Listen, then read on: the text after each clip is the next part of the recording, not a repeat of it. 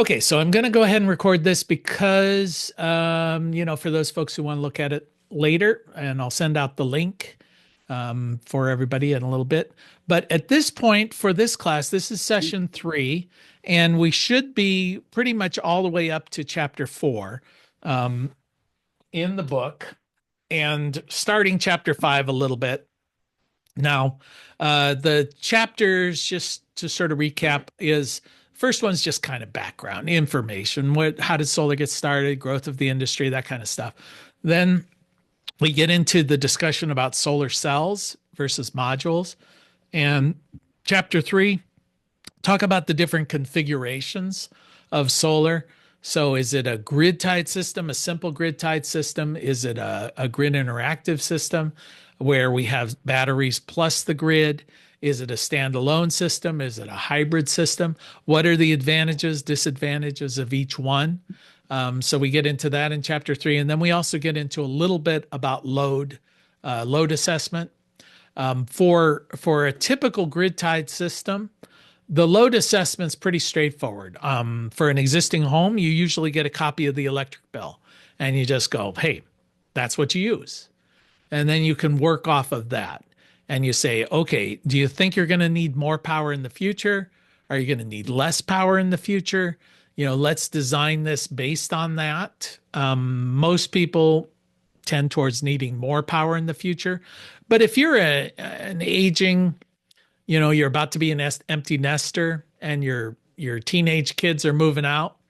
I know when our granddaughter lived at home, we always called her Miss America because she was 1/3 of the population, but consumed 2/3 of all the resources, So we're like, okay, well, she's moving out. So we're going to use less. We're going to use a lot less, so that might be an issue. But maybe you're going to get electric vehicles. So all of a sudden you're going to use more. Or maybe you're going to use a mini split or a heat pump or something like that. So when we design those systems, that's what we do for the load analysis. But I would recommend, again, when you're designing your system, to design it based on the sort of the realistic maximum capacity that could be in the future. Because they may not be the only people who own that home, for one thing, but everybody's world changes. We didn't even think about electric cars 10 years ago, but these things are 25-year systems, 30-year systems. So the world of the future might be very different. So I always recommend that if you've got a certain roof space, design the wiring, design the infrastructure as if you had filled up that whole roof space. So make the wire size like the whole array is on there, even if you're only using 1/3 of the roof. Put your wire in now because it's going to be cheaper now than it will be in the future. And boy, given the state of tariffs and everything, it's a lot cheaper now. It was cheaper 3 months ago than it is today. We're doing electrical work next door here, and the cost of wire has doubled, just since Trump announced these copper tariffs. I mean, it's crazy. So yeah, put it in now because it's never going to get cheaper. And it's a lot easier to expand the size of your system if the wire is already in place rather than pulling all the wire out, putting in new wire. Now it becomes a project. So that's just part of your future proofing design. So that's a little bit of the recap of the first 3 chapters. I know we went over, if you're not familiar with the IV curve, VOC, ISC, VMP, maximum power point, those terms, get familiar with them because they're very foundational. In the video, I think from last week, we cover that in pretty good detail. So I don't want to recap that. But today, chapter 4, we're really getting into basic electricity. Let me recap something from chapter 3 as I'm flipping through the book here, because I didn't touch on this before. But one of the things we're seeing in this industry is a very rapid movement to batteries being integrated into our systems. When I was first teaching solar, it was kind of like, yeah, occasionally somebody might have put a battery in, but it would be rare. It was a standard string inverter connected to the grid. We use the grid like it was a infinite battery. If I have extra power, I send it to the grid. I store it in quotes The meter rolls backwards, and then when I need it, the meter rolls forwards. So I'm building up a credit and then I'm using that credit. So the grid is effectively an infinite battery. Well, the grid has reacted, and now they have most net metering situations are no longer retail for retail. The meter rolls backwards, the meter rolls forward. And if I'm paying 12 cents a kilowatt hour, I get 12 cents a kilowatt hour worth of credit when I send it back to the grid. That's the way it used to be. It doesn't work that way anymore. Now, basically, their attitude is I'll pay you wholesale, you pay me retail.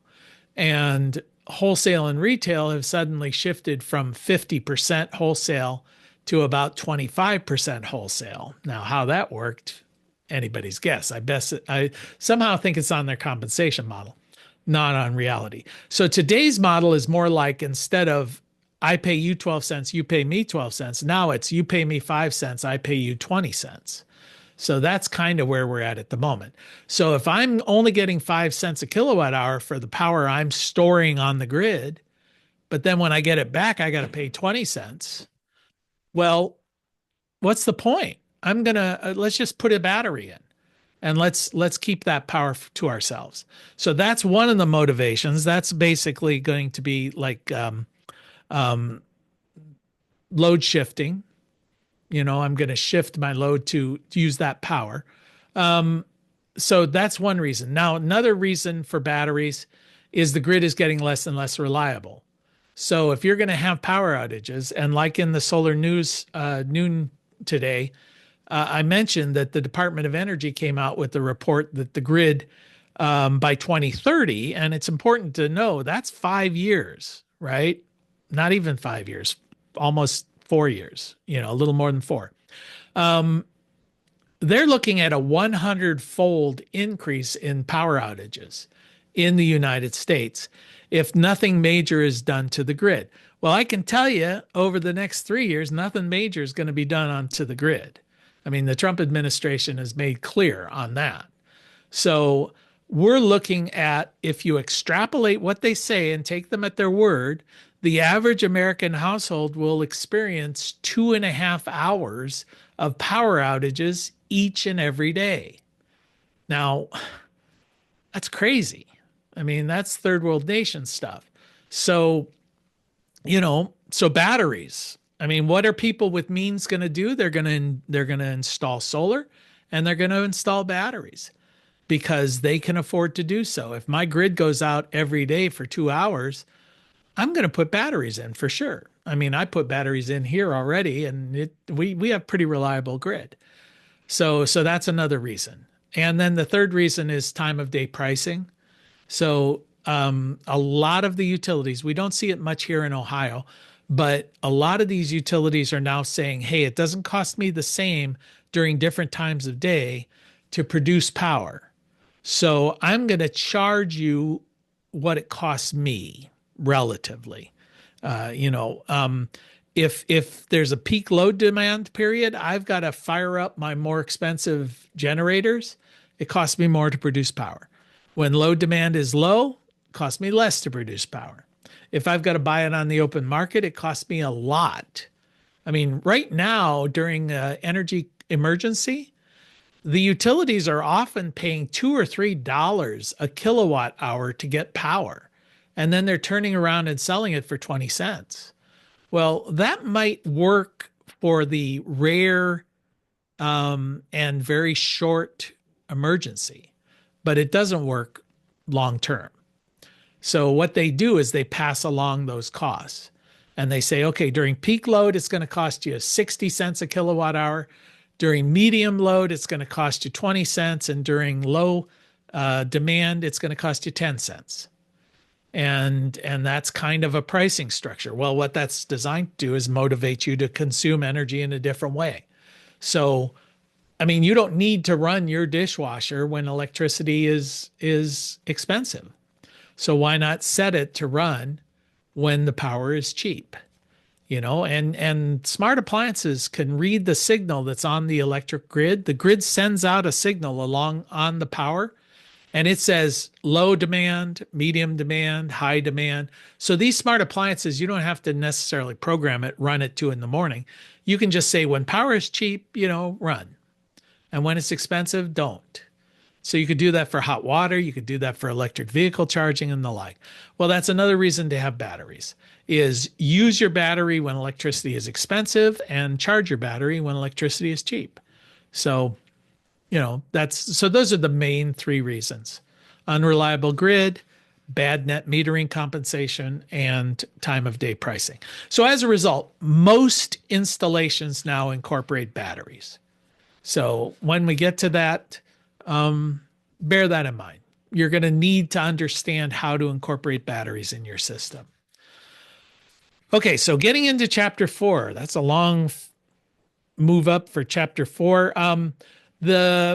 Well, let me just ask, does anybody have any questions as you've been reviewing this, things that were confusing, or should I just ramble on about what I think are the most difficult or salient points to this?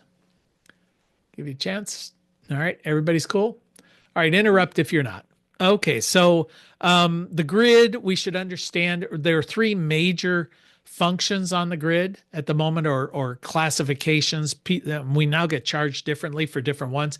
There's generation, transmission, and distribution.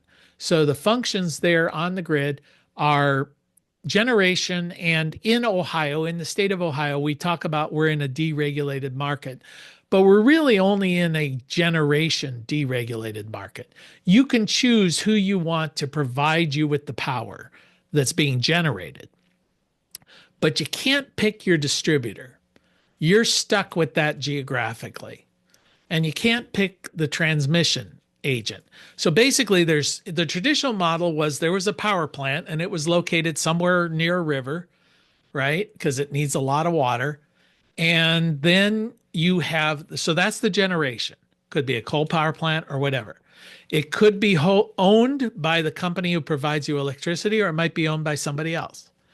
Then there's the transmission. That's the high voltage power lines that takes the power from the power plant to those substations that you see scattered around communities. And those substations are those fenced in places where you see a bunch of transformers. Occasionally you hear of some crackhead breaking in there trying to steal the wire and getting electrocuted or whatever. Those are the distribution stations. And typically the power would be sent from the generator at a very high voltage, like 700,000 volts. Then when it hits the distribution station, it gets stepped down to about 7,000 volts. So all the power lines that are running through your neighborhoods are operating at around 7,000 volts. Then when it gets to that little can that's on the telephone pole outside your house, it gets stepped down again to 240 volts. And then it comes into your home. So all of the wires running around the streets, that's the distribution from the distribution station or the substation to the home. That's distribution. And that's owned by your local utility. Transmission might be owned by the local utility. It might be owned by somebody else you've never heard of. So there are companies that focus just on transmission, and then generation. Well, the nice thing about distributed energy is you get rid of all three of those stages. You basically generate the power where you're going to use it. Now, the difference here in the United States, we have what we call single phase, split phase for the electricity we consume in our homes. I'm talking primarily residential here. And the power that comes from the utility is going to be 240 volts, but it comes in on two hot lines. Each of those lines has a voltage to neutral of 120 volts. If you check the voltage between the two hots, it's going to be 240 volts. But if you check it between the neutral and each of those hots, it's going to be 120. Well, when it comes into your breaker box, it goes into a double pole breaker, and one side is energized from one line and the other side is energized from the other line. So if you just use a single pole breaker, you're getting 120 volts. But if you use a double pole breaker, you're pulling from both sides, you get 240 volts. So that's why we call it single phase and then split phase, because it's split in the circuit panel or circuit breaker panel. So if you don't understand single phase versus three phase, go ahead and review that a bit. One quick Um, question. yeah, sure. Is your camera working good? It's my view of you is just a picture. It's not moving. Oh yeah, I'm moving around now and I see get nothing there either. All right, well let me try a different camera here. Uh, it doesn't like that. Okay, that's happens sometimes. Let's try this camera and let's see what happens there. Oh, oh, I've got a, nope, that's my laptop. There. Okay. Yeah, Hey, yeah. Now we got it. now I can see myself moving. Okay. Okay, well that's good. I just that was my screensaver. Let's pretend, right? So, all right. So, okay. So then we get past the single phase split, three phase. Three phase is used often in commercial applications or industrial applications. The thing is, because we're focused primarily on residential, the thing to remember is when you're selecting an inverter. If you're selecting an inverter and it says it works for 240 volts, chances are it's a single phase residential type inverter. But if it says it works for 208 volts, it's probably a three phase, well, it very much is a three phase small commercial type unit. A lot of times they do both. You'll see 240/208 where it recognizes it's either three phase or single phase. But I just want you to understand the difference because you may, when you're selecting product, make sure you get the right one. If you see one that's saying 250 volts, well, maybe you're on a UK website and you're buying something that's for Europe. So look for that as well. Ours should be 240 single phase if you're doing it in a residential environment. Okay, then we talk a little bit about waveform in here. Waveform is, the DC is just a flat wave. AC is a sine wave, up and down, up and down. So, review that. I don't think that's overly complicated. The one I wanted to jump into is a little bit is Ohm's law. Um, it's funny. Back when I ran a telecom association, we did a lot of training, and the telecom guys would talk about Ohm's law like it was this a mysterious thing, super complicated. Boy, oh boy, I even know Ohm's law. And you're like, really? Okay. Basically, what Ohm's law says is there is a relationship between volts, amps, and resistance. And the formula is normally you just remember it. I remember it as V equals I times R, volts equals amps times resistance. All right, if you know two of them, you can figure out the third. That's now you know everything you need to know about Ohm's law, right? If you know two of those things, you can figure out what the third one is. It just says there's a relationship. So that's the second equation you need to have memorized for the exam. The first equation is the power equation, where watts equals amps times volts. So that we know, that's pretty straightforward, hopefully, at this point. Watts equals amps times volts is the first equation, and Ohm's law, volts equals amps times resistance, is the second equation you need to know. The third equation, and I'm going to go ahead and hit the white screen here so I can write this out, is the voltage drop equation. All right, so voltage drop is voltage drop equals amps times resistance times twice the distance divided by 1,000 feet. All right, well, if you look at it, V equals I times R, that's just Ohm's law. So this is Ohm's law adjusted for distance. Well, why do we have to adjust it for distance? It's because the resistance that we're going to be plugging into here is a number that we get from the National Electrical Code. And in your book, it's on page 92. And that's given to you in ohms per 1,000 feet. So the resistance we're given is per 1,000 feet. So we need to know what portion of 1,000 feet we're talking about. Well, why do we do 2 times? Well, it's a circuit. So it goes there and the wire comes back. So if we're talking about, and let's just do a real world example here. or a sort of a real world example. So I've got my solar array and I go to a combiner box or a junction box. From here, I'm going to go to, I'll make this line a little bit longer. Going to go to a DC disconnect, and that DC disconnect is connected to an inverter. All right, so the question I want to know, because usually the wire length is this one right here, the PV output circuit, is the long portion of the wire. You know, if it's on a roof, it's the one going from the roof all the way down to wherever we've got the inverter. But from the inverter to the AC disconnect, that might only be 10 feet or so. And from the AC disconnect to the service panel, that might be another 10 feet. So these are all pretty close together usually. That's your electric meter. But this one might be 100 feet, might be 200 feet, might be 300 feet. If it's an out in the field array out there somewhere and you're going 300 feet to your home and you're going to put all your equipment at the house, well, that could be a long distance. And I want to know what the voltage drop is for that wire. So let's say that it is out in the field somewhere and it's 182 feet. So we've measured that distance. Make sure if you're getting a measurement that you count if the wire's going underground, just remember it goes down into the ground. So add that 3 feet or whatever it is and add the 3 feet coming back out. So, okay, so we've got, let's just say we figured it out. It's 182 feet. And I want to know what's the voltage drop.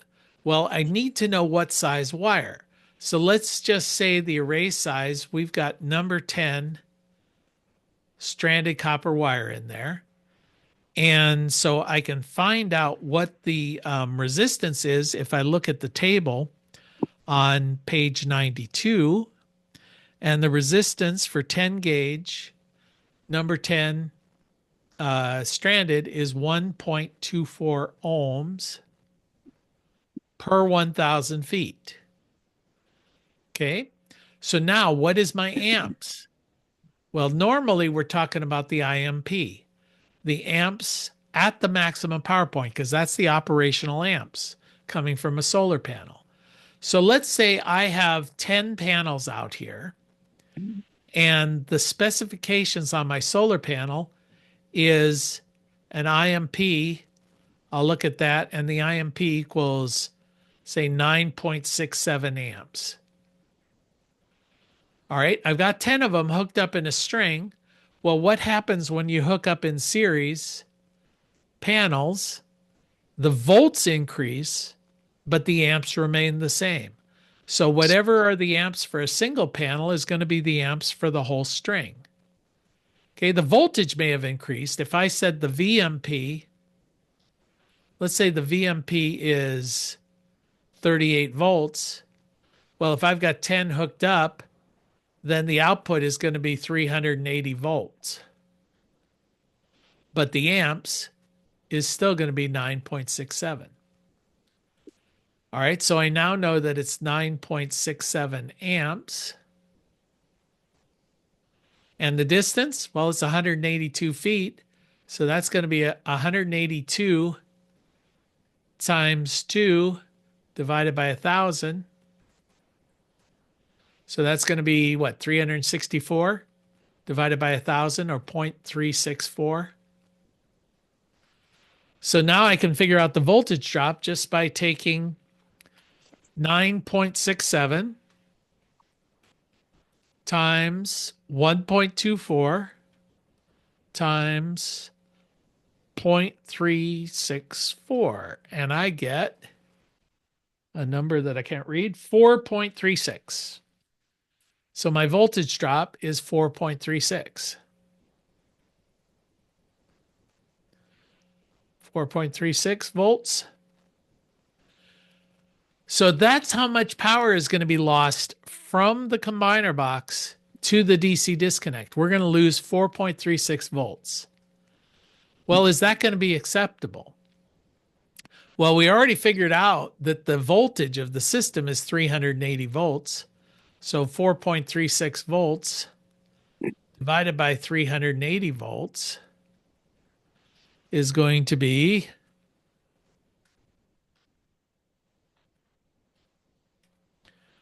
1.15%.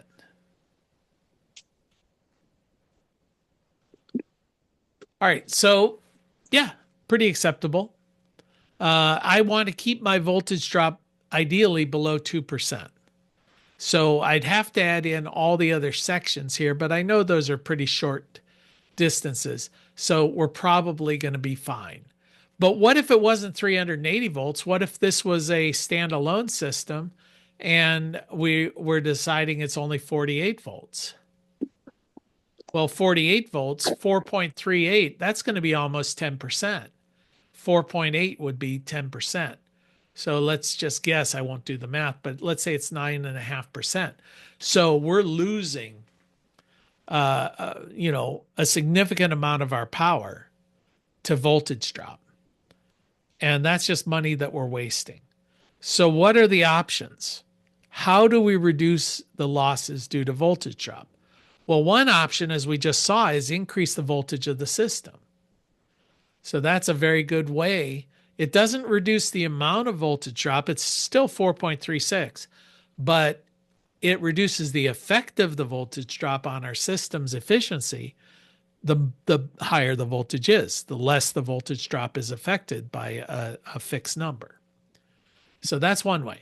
Second way would be to increase the size of the wire, because if you look at that table on page 92, you'll see the bigger the wire, the lower the resistance. So bigger wire reduces this number in the equation. The third way would be to shorten the distance. So if I make them closer together, I'm going to have less distance. There's going to be less voltage drop. Normally, when you're designing this system, you're going to design it as close, you want to shorten your distances anyway. You want to make sure your system is designed well just to reduce costs of materials. But so normally your only option is going to be either increase the voltage of the system or put in bigger wire. And, assuming you've got your voltage as high as you can get it, bigger wire is your solution. That's normally what you're going to be dealing with. So is everybody clear on voltage drop? That's the concept, I would say, out of this chapter. That's the biggest issue is really the voltage drop, doing those calculations. If you're not clear about how to do voltage drop, practice it a couple of times. Just look at it, walk through the equations. Pretty straightforward. It's Ohm's law adjusted for distance. The grounding and bonding, we just sort of introduce you a little bit to that concept in this chapter. The grounding and bonding is it's another one of those things where when you're first getting into it, it sounds very complicated. It's very important because it's a life safety thing. But to my mind, it's just not that complicated. What we're really saying with our grounding and bonding system is let's connect all the metal bits together. So it's all one big circuit, even the bits that aren't designed to carry electricity. Things like the conduit, the racking, the panel frames, all of those things, anything that might carry electricity, let's bond it all together so that if electricity gets onto that system, the whole system is energized. And then let's give an opportunity for that power to go down into the ground. So we're going to use a bonding conductor or a ground conductor and take it to a ground rod or a grounding electrode. So we're just providing it with a clean path. If stray electricity ever gets into places it's not supposed to get, it's going to go to the ground. It's not going to sit there and be energized waiting for me to touch it, because then I provide that pathway to ground. And let me give you an example of how this kind of works in my own life. The farm we used to live on, we had stainless steel counters in the kitchen. So everything was made from stainless steel. And one day my wife came and she said, "There's something wrong with the microwave because it shocked me when I touched it." And I was like, "What, like a static electricity thing?" And she's like, "No, like it hurt." So I went over and I touched the back of this thing, with the back of my hand because I don't want to lock on, and I got nothing. I'm going, you know what this, and so you'd have to know Annie. She can be technologically challenged, so I'm going, yeah, okay, I'm not sure, but I don't find a problem. And then later she said, hey, it did it again. So I went over and tested, and there was nothing. And then a little while later, I touched it and it shocked me. It was like a live electric wire. So now it was real, because it happened to me, right? So this is so it was not a static discharge. It was like touching a live wire. And so I got my meter and I'm trying to figure out what's going on with this thing. Well, it turned out it wasn't the microwave at all. We had a little electric tea kettle sitting there on the counter. And over the years of just moving it around, the wires on the underside of the base had rubbed the insulation to the point where now there was a live conductor touching the electric counter. And so it was taking electricity, putting it into the countertop, transferring it from the metal feed of the microwave into the microwave. So had she touched the counter, she would have got shocked. We just happened to touch the microwave. All right. Well, the first time it didn't shock me because I was wearing tennis shoes, right? I was insulated. So I provided no pathway to ground. So that electricity is just sitting there, you know, like a live wire that no one's touching. As soon as you provide a pathway to ground, your body can get electrocuted. So imagine what might have happened had there been a small infant, crawling around, runs up to the counter and touches it, I mean, that could kill the kid. So, that's an example. So what we would want to do is we would want to connect all of the metal things together and then give it a safer pathway to the ground because the electricity always follows the path of least resistance. So it would be going from the counter through the wire to the ground. If I touched it, I'm not as good a conductor as electricity, as copper. I would probably feel a tingle, but the power would not flow through me. It would still be flowing through the wire. So that's the whole purpose of grounding and bonding. Now, it could be doing that 24/7. We could be just pumping electricity into the ground, and that would be crazy. Our bill would go crazy. So what we do is we put a sensor or a ground fault interruption, so it monitors the ground wire. If there's electricity on the ground wire, turns the system off. So it's just saying, hey, there should never be power on the ground. That's there just as an emergency pathway in case there's a problem. If I sense power on the ground, let's just shut the system off. So every inverter is designed to have a ground fault interruption device in it to do that thing, to shut off the system. And then it doesn't stop the ground fault. It just goes, hey, I'm turning things off because there's a problem. You have to go fix the problem or I'm not turning back on again.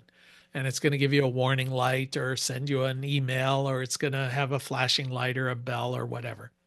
So that's what a ground fault system. So what are the leading causes of ground faults? Well, like the one in our kitchen, just rubbing the insulation off, that was over time created that. If you get wire pinched between something and it cuts through the insulation, that would be another one. Squirrels, rodents, those are very common ground faults in solar. They are attracted to the electromagnetic of electricity. They go up and they chew on it and they chew through the wire, and you'll go out there and you'll find a dead squirrel hanging from a wire. And that's the reason why you've got a ground fault, is this thing just chewed through stuff. Okay. All right. So that's basically chapter 4, right? It's not that big a deal. We talk a little bit about the water analogy of electricity. It's not really true, but it's a good way of understanding electricity. If you think that if you use the water analogy, it's like volts is the pressure under which the water is flowing, and current is the size of the pipe. So you can have the same amount of water, which would be watts, coming through a pipe a small pipe under high pressure or a large pipe under low pressure, same amount of water flowing. So and if you want to add another in that same analogy, resistance is the friction that the water feels as it against the side of the pipe as it flows through. So that's going to reduce water pressure, but it's not going to reduce the size of the pipe. So resistance affects primarily voltage. It doesn't affect the size of the pipe. So that's the water analogy of electricity. It's not really true, but it helps to understand it. So I think that's kind of everything we need to know about electricity. Do you have any questions about chapter 4 at all? Nope. Okay. Since we got just a wee little bit of time, I'm going to make this quick because chapter 5, my guess is many of you haven't gotten into it yet. I know Jess is new to this, so she may not have gotten in. But a little bit about the color coding of wires. That's in the very beginning of it. Color coding is weird because we use the jacket color, the insulation color, to mean different things. If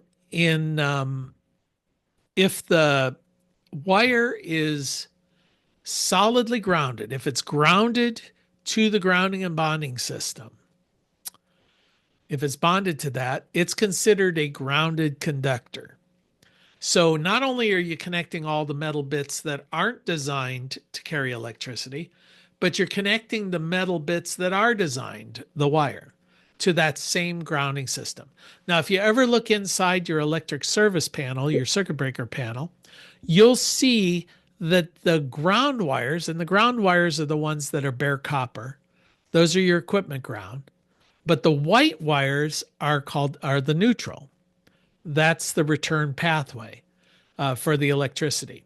So the hot wires, and then there's the neutral. The neutral is considered a grounded conductor. So we ground the neutral. Any grounded conductor must be white or gray or bare copper. All right. So the wires in your electric service panel are going to be white because they're physically bonded to the grounding bar. And a lot of times, if you open up your service panel right now, you might even see the white wires and the bare copper ones intermixed on the bus bars. And that's pretty common. Not good practice, but it's pretty common. If they're not intermixed, you're going to want to have a bonding jumper connecting those two bus bars together. So that in AC electricity, single phase, split phase, that indicates that white wire, the neutral, is a bonded conductor. The unbonded conductor in AC is going to be the two hot wires. Well, the NEC doesn't give us a lot of guidance there. Basically what they say is the conductors must be red, black, or any other color. Now, how helpful is that? They're basically saying, hey, pick a color, whatever. But they do red, black because our tradition, our habit, the sort of the standard that we use through practice is line 1 is going to be black and line 2 is going to be red. So if you look in there in 240 electricity, line 1 is black, line 2 is red. All right. In 3-phase, you get different colors. You get like brown and yellow and orange, but that's still red, black, or any other color. All right. Now, let's look at DC. Let's look at solar. Solar is a different beast. Okay. In America, in North America, we tend to bond the negative wire to the ground. So the negative wire traditionally years ago was the bonded conductor. So what does that mean? If we're connecting the negative wire to the ground, the NEC says it has to be white, gray, or bare copper wire. So we would hook up the negative wire and the inspectors would say it's got to be white. You know, that negative wire has to be white. Well, that was weird because people who installed solar wanted the negative wire to be black and the positive wire to be red because that's the way cars are wired. right? And most of these guys worked on cars. And if you ever look, the positive terminal always has a little red cap on it, and the wires are going to be red and the negatives are going to be black. So people would wire their PV systems with black wires for negative, red wires for positive, and the inspector would come and go, that negative wire is a bonded, that's a grounded conductor. It's got to be white. So rip the whole thing out and put in a white wire. So then they started doing, okay, negative is white, positive is black. All right, that works. That's the way they did it. Except then, about 6, 7, 8 years ago, they started introducing transformerless inverters, and they started putting in ground fault detection, and they started putting in arc fault protection. Well, what did they do when they did that is you'd hook up that negative wire to a detector, a ground fault protection device, and then it would get hooked up to the grounding bus bar. Well, the whole purpose of that was as soon as it felt a ground fault, it would disconnect. It would be like a circuit breaker, and the negative wire would now be disconnected from the ground. Well, the people who do the NEC said, well, now it's no longer a grounded conductor. It's functionally grounded, but it's not solidly grounded. There's these devices between it and the ground. So because these guys are all anal retentive guys who like to compare how much of an engineer they are, they decided that they could no longer consider the negative wire to be a grounded conductor. It's functionally grounded. It's not physically grounded. It's not solidly grounded. So they said you could not have it white or gray. Now it's got to be red, black, or any other color. Well, the solar guys are all going, yeah, but that's what we wanted to do in the first place. So now red is positive and black is negative. And the inspectors are going, yeah, now that's fine. That's good because it's no longer a grounded conductor. So that's a long way of saying that we got back to where we wanted to be in the first place. But if you go out and you look at some systems, some older systems, you're going to find that all the negative wires are white. But normally we put the red wire as positive, the black wire is negative. Do it that way. The code says you could do it the opposite. You could do black wire for positive and red wire for negative, and it would meet code. It would be fine.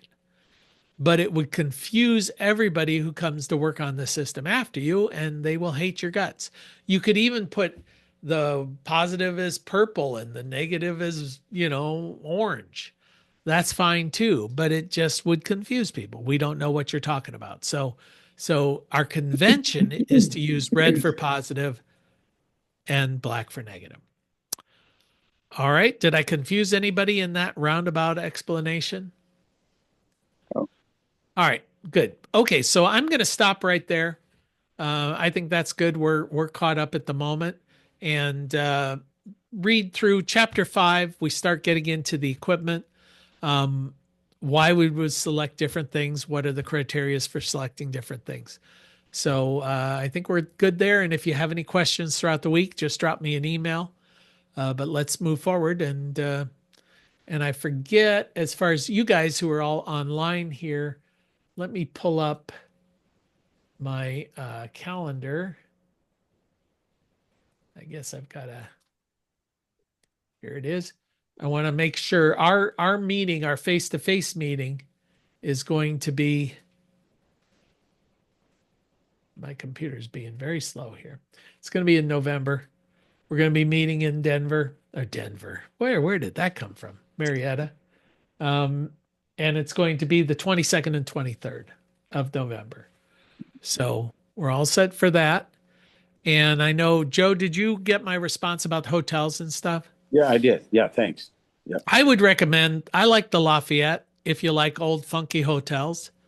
It's an old Victorian, sits right at the river, nice walking. Or the Beckett is fine. Hackett, I guess it is, the Hackett. There are a whole bunch of those, Fairfield Inns and Comfort Inns and all of that. They're not walking distance to downtown, but they're not far away if you've got a car. Sure. So, The all right. Lafayette is cool. I stayed there once for a wedding. Yeah, It's cool. yeah, I like it. Yeah, it's we've done a nice downtown, and there is a go bus that will take you from Columbus, or in your case, Jess, from Athens, to downtown Marietta. It drops you off right there at the Lafayette. So it's possible to fly into Columbus Airport, take the bus, get dropped off at the Lafayette. You could walk from the Lafayette to our place. I do it every morning, so it's a 20-minute walk, but it's not that far. It's a nice day. So anyway, so you wouldn't even need to rent a car if you're coming in. So that's my European take on living in Southern Ohio. All right, any questions before we call it a day? Okay. Well, Yeah, I just wanted to say thanks, Joe, for letting Jay know that his camera wasn't on. I sat there and watched that and didn't say anything. So thanks for having the courage to tell him, buddy. there we are. It was all frozen up. Yeah, I'm seeing you guys. I don't see myself on the screen. I see myself in a little box up in the corner here. So, all right. Okay. Well, we'll talk to you guys next week. All right. Okay. Take care. Bye bye.